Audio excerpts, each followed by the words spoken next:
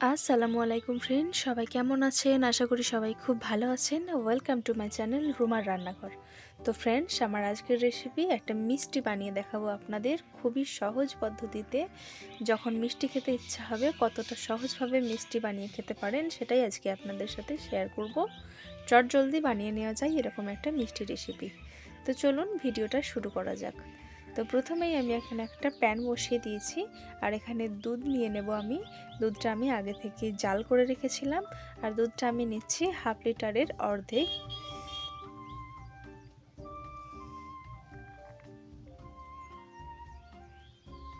তো এই দুধটা আমি নিয়েছি ফুল ক্রিম দুধ।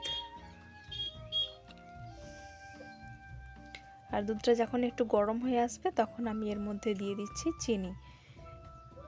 100 গ্রাম পরিমাণ আমি এখানে চিনি দিয়েছি। আপনারা চাইলে মিষ্টিটা বাড়িয়ে কমিয়ে নিতে পারেন। আর চিনিটা যখন খুব সুন্দরভাবে মেল্ট হয়ে দুধটায় বলক চলে এসেছে তখন আমি এর মধ্যে অ্যাড করে নেব সুজি। 3 থেকে 4 চামচ পরিমাণ সুজি এখানে আমি নিয়েছি, চা চামচের।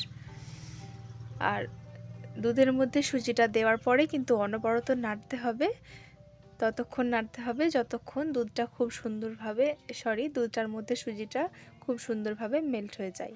আর তার মধ্যে আমি দিয়ে দিচ্ছি ড্রাই কোকোনাট।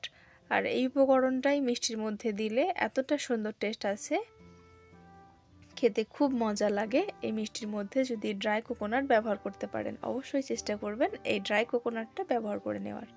আর দিয়ে দিচ্ছি খুব সুন্দর একটা ফ্লেভার আনার জন্য 3 থেকে 4টে এলাচের দানা আমি একটু থেতো করে নিয়েছি, দিয়ে দিলাম এখানে। আপনারা চাইলে গোটা গোটা এলাচও একটু থেতলে নিয়ে ব্যবহার করতে পারেন। আর রান্না হয়ে গেলে এলাচগুলো তুলে ফেলেও দিতে পারেন। তো যখন এইভাবে সুজিটার মধ্যে পানিটা অনেকটা টেনে নেবে তখন আমি এর মধ্যে অ্যাড করে নেব 150 গ্রাম পরিমাণ পাউডার দুধ। আর পাউডার দুধটা খুব ভালোভাবে মেশানো হয়ে গেলে এখানে আমি অ্যাড করে নেব 1 চামচ পরিমাণ লেবুর রস। আপনারা চাইলে ভিনিগারও ব্যবহার করতে পারেন। পাউডার দুধটা যখন মেশাবেন তখন কিন্তু ফ্লেমটা অফ রেখেও মিশিয়ে নিতে পারেন। আমি কিন্তু অফ করে দিয়েছিলাম আর তারপরেই ভালোভাবে মেশানো যখন হয়ে গেছে তখন আমি চুলার আঁচটা অন করে দিয়েছি। আর দেখুন এখন খুব ভালোভাবে প্রায় মেশানো হয়ে গেছে। আর লেবুর রসটা দেওয়াটা স্কিপ হয়ে গেছে ফ্রেন্ডস, আপনারা অবশ্যই দেওয়ার চেষ্টা করবেন। লেবুর রস বা ভিনিগার দিলে কিন্তু মিষ্টিটার মধ্যে একটা দানা দানা ভাব চলে আসে। আর মিষ্টিটা এখন প্যান থেকে ছেড়ে দিয়েছে, মিষ্টিটা প্রায় রেডি হয়েই গেছে আমার। আপনারা চাইলে কিন্তু এই মিষ্টির মধ্যে ঘি বা বাটার ব্যবহার করতেই পারেন। আমি যেহেতু দুধটা ফুল ক্রিম নিয়েছিলাম তাই এখানে আমার ঘি বা বাটার কিছুই লাগলো না।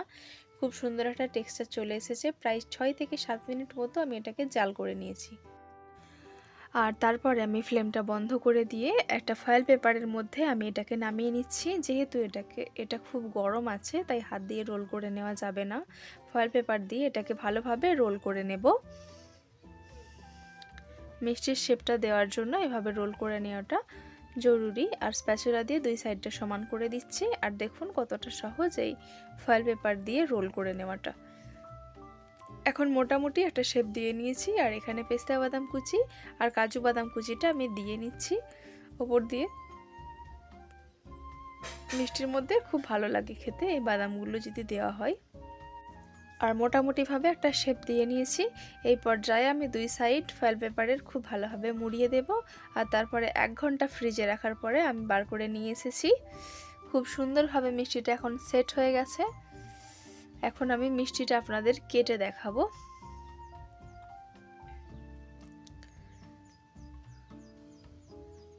লেবুর রসটা দেওয়ার কারণে মিষ্টিটা কতটা দানা দানা হয়েছে, সুন্দর হয়েছে দেখলে বুঝতে পারবেন। এখন আমি সবগুলো মিষ্টি কেটে নিচ্ছি।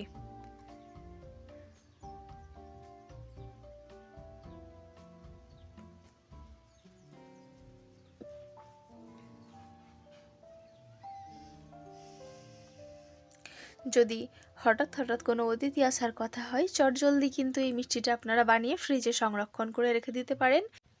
কেউ বুঝতেই পারবে না যে মিষ্টিটা বাড়িতে বানানো নাকি বাজার থেকে কিনে আনা হয়েছে।